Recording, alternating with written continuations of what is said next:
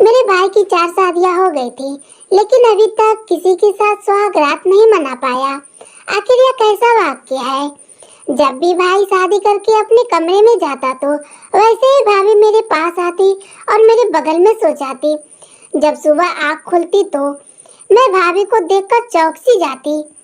आखिर भाभी अपनी सुहागरात के दिन मेरे कमरे में क्या कर रही हैं? भाभी के बहुत पूछने के बाद उन्होंने कुछ नहीं कहा और अपना सामान पैक करके वापस अपने मायके चली गई। जब भाई की 5वीं बार शादी हुई तो मैं सबसे पहले भाई के कमरे में छुप गई। फिर जैसे ही भाई भाभी के पास गए, वैसे ही जो नजारा मेरे सामने आया, उसे देखकर तो मेरी चीखों पे चीखें निकलती गई। क्योंकि जैसे ही भाई भाभी के पास गया तो मेरा नाम सोनम है। हम 2 भाई बहन थे। हम लोग अपने परिवार में बहुत खुश थे, लेकिन हम लोगों को क्या पता था कि हमारे ऊपर एक ऐसा दुखों का पहाड़ टूटने वाला है जो किसी ने कभी सपने में भी नहीं सोचा होगा। आखिर हम सोचते भी तो कैसे, यह तो नामुमकिन था। लेकिन जब यह राज खुलकर हम लोगों के सामने आया तो सबके रोंगटे खड़े हो गए। मेरी तो चीखों पे चीखें निकलती जा रही थी। आज मेरी बुआ मेरे घर आई थी और वह बहुत ही खुश लग रही थी। आते ही पूछने लगी कि तुम्हारे माँ पापा कहाँ हैं? मैंने भी कह दिया कि पापा तो अभी काम पर से ही नहीं आए, मम्मी भी कुछ सामान लेने के लिए मार्केट गई हुई है। मैं बुआ को बैठाई और नाश्ता वगैरह खिलाया और पूछने लगी कि बुआ आप तो बहुत ज्यादा खुश लग रही हैं, ऐसा क्या बात है जो आप मम्मी पापा को ढूंढ रही हैं? बुआ बताने लगी कि अरे पगली, तेरे भाई के लिए लड़की देखकर आई हूँ। क्या तू नहीं चाहती कि तेरी भाभी भी आ जाए और तेरे घर के कामकाज को संभालने लगे? अब तेरी मम्मी की धीरे धीरे उम्र खत्म होती जा रही है, उनको भी तो कामकाज करने के लिए कोई सहारा चाहिए। तू भी एक दिन शादी करके अपने ससुराल चली जाएगी, इसलिए मैं तेरे भाई के लिए एक रिश्ता लेकर आई हूँ। मैं तो बहुत ज्यादा खुश हो गई और कहने लगी कि बुआ मुझे तो भी फोटो दिखाइए, मेरी भाभी कैसी है? जब फोटो मेरे हाथ में आई तो फोटो देखते ही मुझे अपनी आंखों पर यकीन नहीं हो रहा था। मेरी भाभी तो किसी परी से कम नहीं लग रही थी, बहुत ही ज्यादा खूबसूरत लग रही थी। ऐसा लग रहा था जैसे उनकी जैसी इस दुनिया में कोई लड़की है ही नहीं। बहुत ही ज्यादा सुंदर और सुशील लग रही थी। मैंने तो फटाफट बुआ से कह दिया कि बुआ मुझे तो भाभी बहुत पसंद है, आप मेरे भाई के लिए इसी लड़की से शादी करा दीजिए। लेकिन हमें क्या पता था कि उस लड़की पर एक ऐसा दुखों का पहाड़ टूटने वाला है जो उसने कभी दूर दूर तक सपनों में भी नहीं सोचा होगा। खैर अभी तो मेरे मम्मी पापा भी घर वापस आ गए और मेरी बुआ भी उन लोगों से भाई की शादी के बात कर ली और मेरे मम्मी पापा भी तैयार हो गए। अगले ही दिन हम लड़की वालों के घर चले गए भाभी को देखने के लिए। भाभी तो ऐसे ही हम लोगों को पसंद हो चुकी थी, लेकिन बात यह थी कि भैया और भाभी एक दूसरे को पसंद कर ले। मेरा भाई भी किसी हीरो से कम नहीं था। फिलहाल दोनों एक दूसरे को पसंद कर चुके हैं और हम लोग अपने घर वापस आ गए। मेरे भाई का रिश्ता तय हो चुका था। 1 महीने के बाद मेरे भाई की शादी थी और मेरे घर में शादी की चहल पहल होने लगी थी। खैर 2 दिन के बाद मेरे भाई की शादी हो गई। मेरी भाभी बहुत ही खूबसूरत लग रही थी। घर में कदम रखते ही जैसे घर में रौनक सी आ गई। अब जो रस्म था वह सब कुछ हो गया। सब अपने अपने कमरे में सोने के लिए चले गए। मैं भी अपने कमरे में आकर लेट गई। जब सुबह आँख खुली तो मेरे तो पैरों तले से जमीन निकल गई। आखिर शादी की पहली रात भाभी मेरे कमरे में क्या कर रही हैं? उनको तो अपने कमरे में रहना चाहिए, वो भी भाई के साथ। या मेरे कमरे में क्या कर रही हैं? मैं तो बहुत ज्यादा घबरा गई थी। मैं फौरन भाभी को जगाने लगी और पूछने लगी कि भाभी आप मेरे कमरे में क्या कर रही हैं? आप खुद अपने कमरे में भी सो सकती थी। मेरी भाभी की शक्ल देखकर तो ऐसा लग रहा था जैसे उन पर कितना बड़ा क़यामत टूट पड़ा है। मेरी भाभी कुछ ना बोली और जल्दी से अपना बैग पैक करने लगी। पूरे घर वाले भाभी से पूछते ही रह गए कि आखिर क्या हुआ है, कुछ तो बताओ, तुम इस तरीके से घर छोड़कर जा रही हो। लेकिन मेरी भाभी कुछ ना बोली और अपना बैग पैक करके घर से निकल गई। अब हम लोग तो तंग होकर रह गए। मैं फौरन भाई के पास गई और भाई से पूछने लगी कि भाई, भाभी इस तरीके से घर छोड़कर क्यों जा रही हैं? आपसे लड़ाई हुआ है क्या? आखिर भाभी शादी की पहली ही रात इस तरीके से घर छोड़कर कैसे जा सकती हैं? मेरा भाई तो कुछ बोलने से ना रहा, बस चुपचाप खड़ा हुआ मेरी बातें सुनते जा रहा था। अब तो मैं बहुत ज्यादा तंग रहने लगी कि आखिर ऐसा भी क्या हो गया कि ना तो भाई कुछ कह रहे हैं, ना तो भाभी कुछ बताकर गई। इन दोनों के बीच में ऐसा क्या हुआ जो भाभी इतना बड़ा फैसला कर ली? खैर ऐसे ही दिन निकलते गए। 2 दिन के बाद भाभी ने तलाक का पेपर भिजवा दिया। अब तो हम लोग सोच में पड़ गए कि आखिर ऐसा क्या बात हो गया कि भाभी तलाक लेने के लिए राजी हो गई। मैं तुरंत भाभी के पास कॉल करके पूछने लगी कि भाभी, आप तलाक क्यों लेना चाहती हैं? आखिर क्या बात है, कुछ तो बताइए। मेरी भाभी तो साफ साफ कहने लगी कि मैं तुम्हारे भाई के साथ 1 मिनट भी नहीं रह सकती, मुझे अभी और इसी वक्त तलाक चाहिए। भाभी के मुंह से ऐसी बातें सुनकर तो मेरी रूह कांप गए। अब हम लोग भी क्या कर सकते थे? ना तो भाभी कुछ बता रही थी और ना तो भाई कुछ बताने के लिए तैयार थे। भाई और भाभी की तलाक तो हो गई, लेकिन मेरी माँ और पापा भाई से पूछते ही रह गए, आखिर तुम दोनों के बीच में ऐसा क्या बात हो गई जो तुम्हारी पत्नी तलाक देने के लिए राजी हो गई? अगर ऐसी वैसी कोई बात है तो हमें बता सकते हो, हम लोग बात करके उसे सुलझा देते। लेकिन मेरी माँ और पापा बस कहे ही जा रहे थे, लेकिन मेरा भाई तो भूत बने खड़ा था, बस यही कहे जा रहा था कि मुझे शादी नहीं करनी है, आज के बाद मेरा रिश्ता कोई नहीं देखेगा, मैं शादी बिल्कुल भी नहीं करूँगा। भाई के मुंह से ऐसी बातें सुनकर तो मैं बहुत ज्यादा सोच में पड़ गई। आखिर मेरा भाई ऐसे कैसे कर सकता है? हर लड़के की ख्वाहिश होती है कि उसकी भी शादी हो जाए, उसकी भी पत्नी आ जाए और भी अपने परिवार में खुश रहे। लेकिन मेरा भाई तो कुछ और ही कहे जा रहा था। ये सब सुनकर तो मैं बहुत ज्यादा घबरा सी गई। खैर एक दिन मेरी मासी का फोन आया और वह कहने लगी, मेरी नज़र में एक बहुत ही अच्छी लड़की है, अगर तुम लोग चाहो तो मैं उसकी शादी तुम्हारे बेटे से करवा दूँ। मेरी माँ तो फौरन ही राजी हो गई, लेकिन मेरा भाई बिल्कुल भी तैयार नहीं था। फिर माँ पापा के आगे मेरे भाई को तो झुकना ही पड़ा। इसी तरीके से भाई की चौथी बार शादी हो गई और सब लोग अपने अपने कमरे में लेट गए। लेकिन हम सबको क्या पता था कि एक आंधी और तूफान फिर से हमारे घर पर आने वाला है।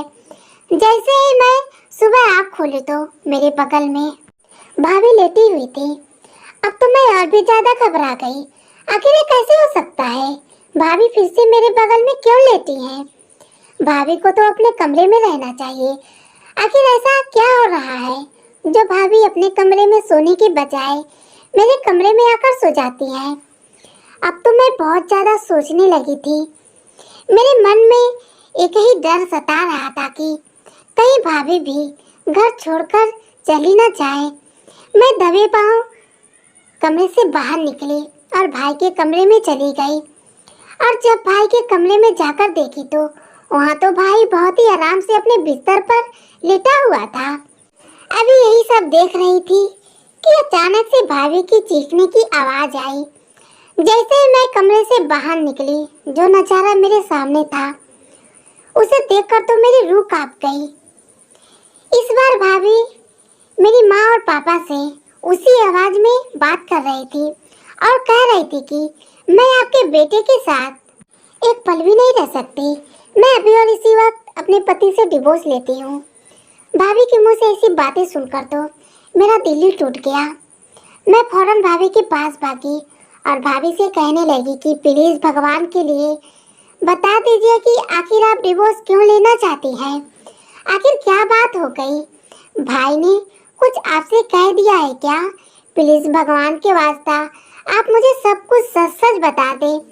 भाई ने आपसे ऐसी कौन सी बात कह दी कि आप डिवोर्स लेने के लिए तैयार हो गई? लेकिन भाभी तो कुछ बताने के लिए तैयार ही नहीं थी। फिलहाल भाभी घर छोड़कर चली गई। भाई भी बहुत ज्यादा मायूस रहने लगे थे। मेरे मन में तो हजारों सवाल थे कि आखिर यह सब हो क्या रहा है। लेकिन फिर मैंने मन में यह बात आई कि मैं इस राज को जानकर ही रहूंगी। आखिर यह सब मेरे घर में क्या हो रहा है। मेरे भाई तो बहुत ही खूबसूरत थे, देखने में भी बहुत ही ज्यादा हैंडसम और स्मार्ट थे। उन्हें तो जितनी भी लड़कियां देखे उन्हें फौरन ही शादी करने के लिए तैयार हो जाए। लेकिन ये सब क्या हो रहा था? अब तो मेरे मन में बस एक ही ख्याल था कि मैं यह राज खुद पता कर ही रहूंगी। लेकिन इस बार भाई ने तो बहुत गुस्से से कह दिया कि अब मैं शादी बिल्कुल भी नहीं करूंगा और मेरा रिश्ता कोई नहीं देखेगा। लेकिन मैं भाई को बहुत समझाई और बोली कि भाई बस एक बार और शादी कर लो, उसके बाद से हम सब तुम्हें शादी के लिए फोर्स नहीं करेंगे। बस एक आखिरी बार और शादी कर लो। मेरे बहुत समझाने के बाद भाई तो शादी के लिए राजी हो गए। जब मेरे भाई की 5वीं बार शादी हुई तो मैं पहले से ही जाकर भाई के कमरे में छुपकर बैठ गई। बस मैं ही सोच रही थी कि इस बार मैं सारी रात जानकर ही रहूंगी।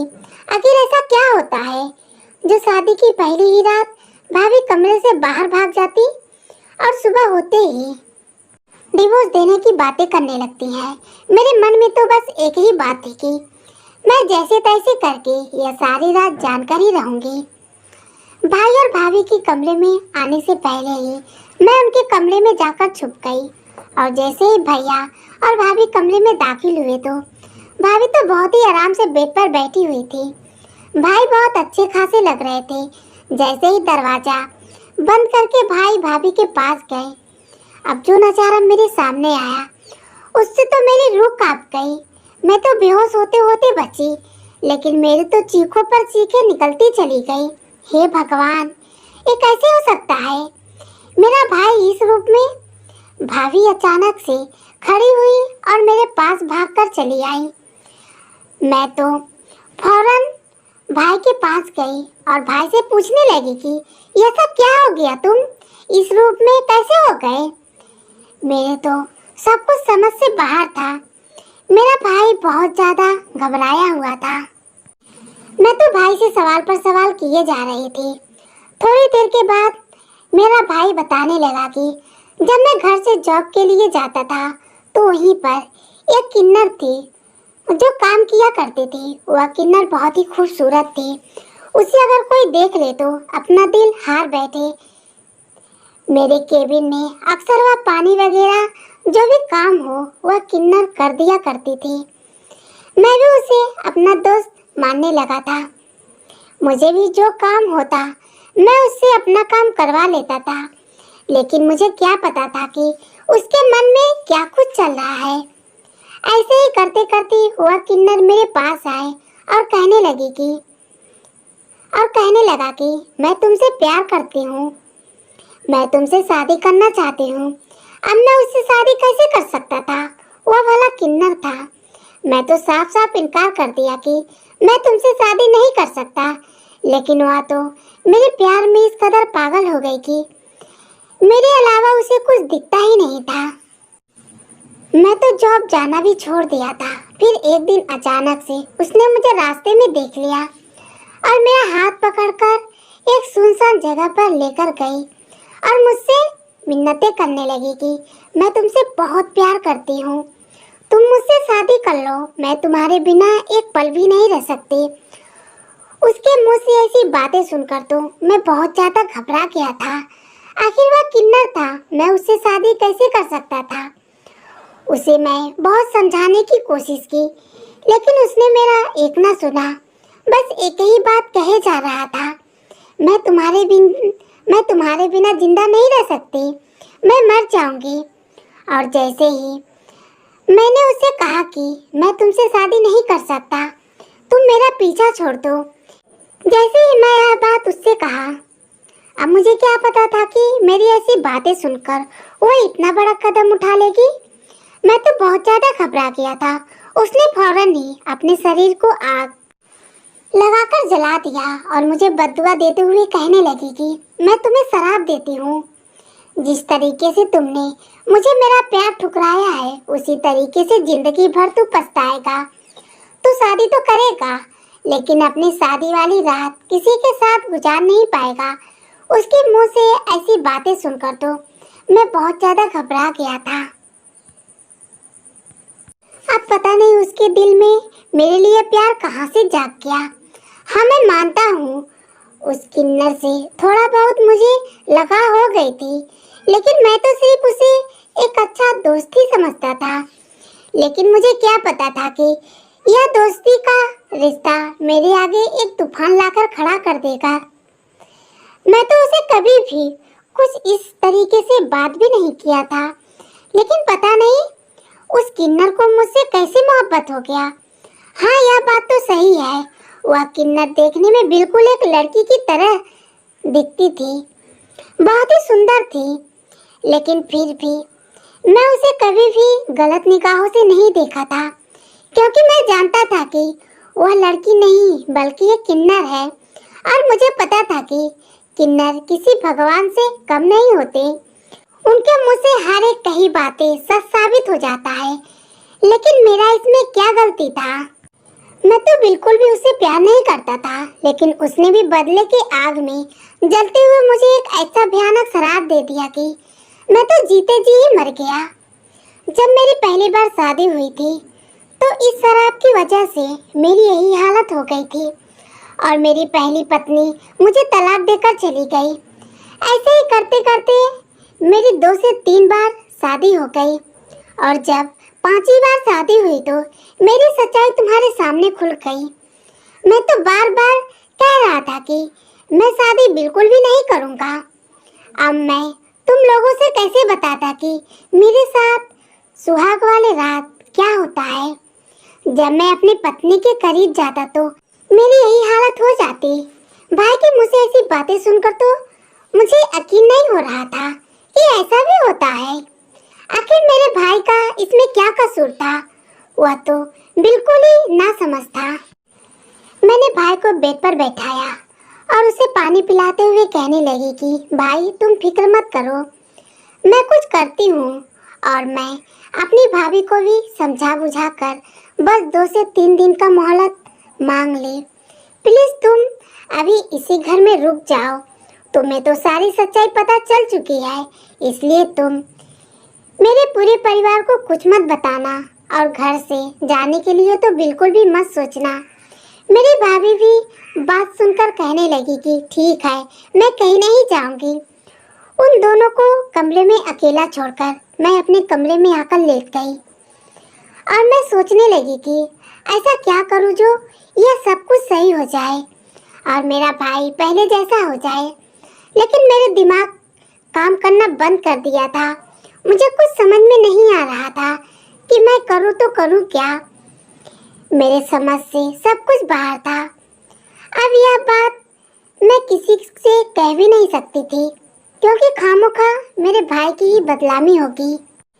मेरे दिमाग में एक ही ख्याल आया कि क्यों ना मैं एक बाबा से जाकर मिलूं। अगली सुबह मैं फौरन ही माँ से पूछने लगी कि माँ, मेरी एक सहेली मुझे अपने घर बुला रही है, क्या मैं चली जाऊं?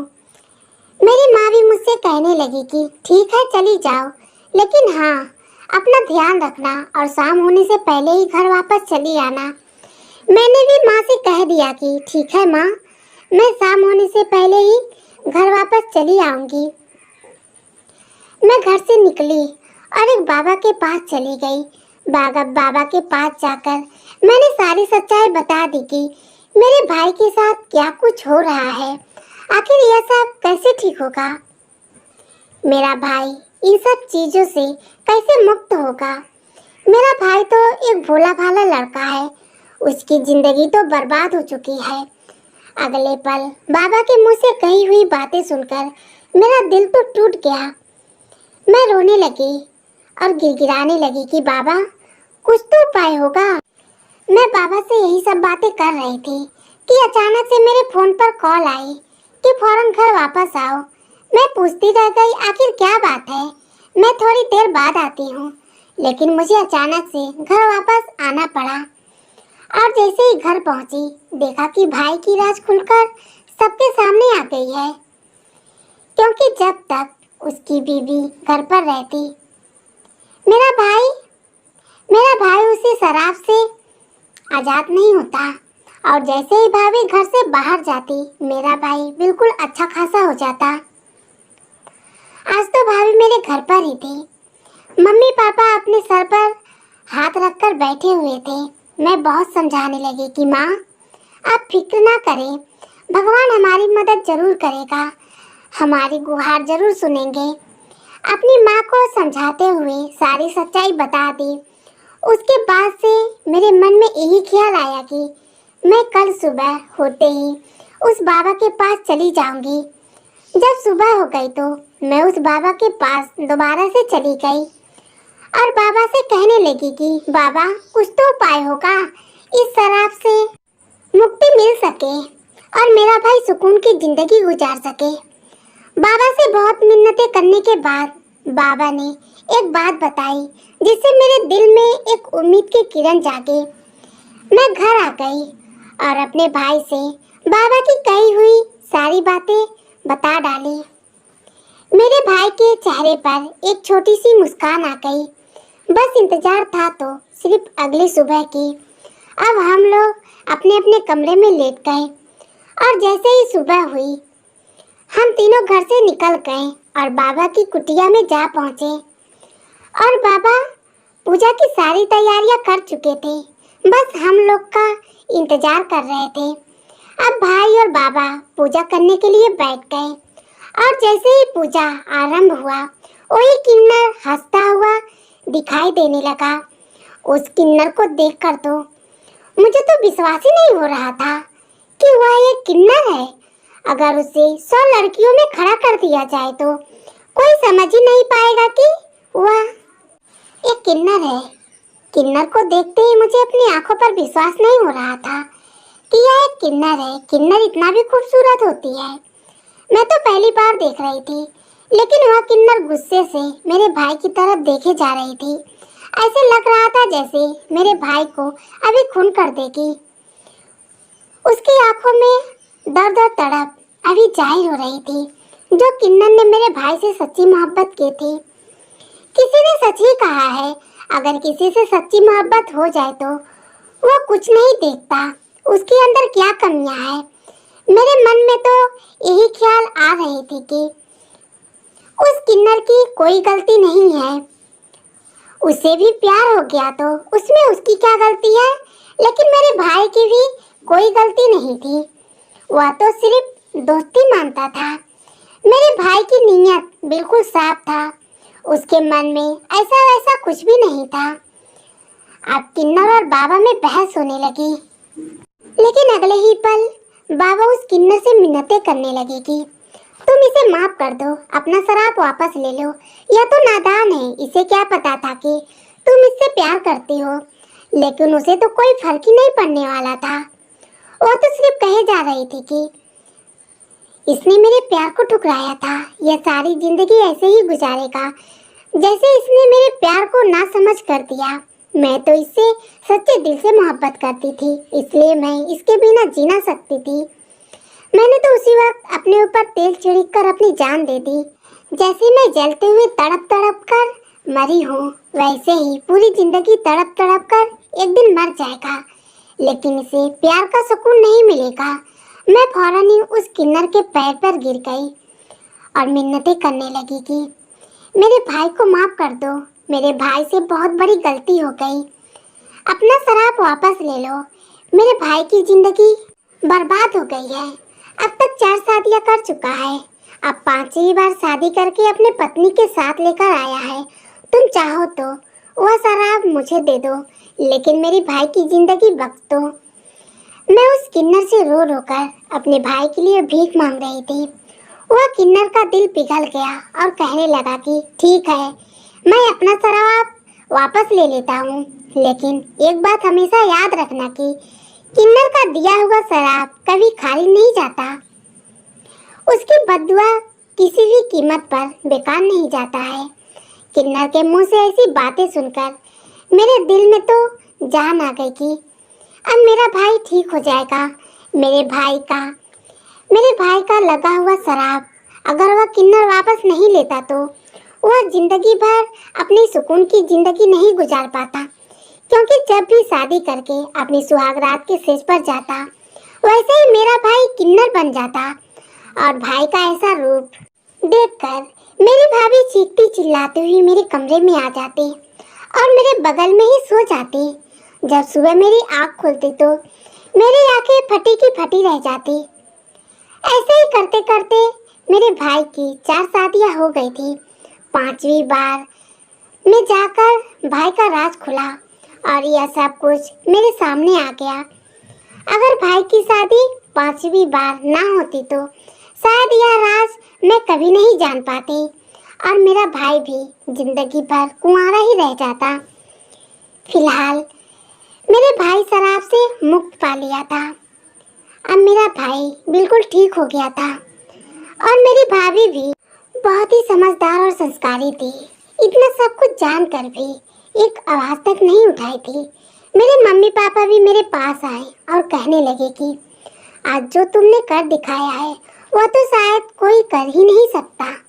अगर तुम इसे उस बाबा के पास लेकर नहीं जाती तो शायद यह पूरी जिंदगी उस शराब से मुक्त ना पा सकता। मेरा भाई भी अब बहुत ही ज़्यादा खुश था। मेरे मम्मी पापा भी खुश थे, मैं भी बहुत ज़्यादा खुश थी, क्योंकि मेरे भाई के ऊपर जो शराब लगी हुई थी वह तो शराब से बिल्कुल आज़ाद हो चुके थे। अब वो अपनी नई जिंदगी की शुरुआत कर सकते थे। मेरी भाभी भी बहुत खुश लग रही थी। मेरी तो भगवान से ही दुआ है कि कभी भी किसी इंसान के साथ इतना बड़ा भयानक शराब किसी को ना लगे। हम सब लोग उस किन्नर के तहे दिल से शुक्रिया अदा किए और मेरी भाभी भी अपने पति को दिल से अपना लिया और वह दोनों अपनी जिंदगी में खुश रहने लगे। भला उस बाबा का अगर अपने तंत्र विद्या शक्ति से उस किन्नर को अपने पास नहीं बुलाए होते तो शायद आज मेरा भाई ठीक ना हो पाता। लेकिन अब सब कुछ सही हो गया। हम सब लोग अपने परिवार में खुश रहने लगे। धन्यवाद दोस्तों।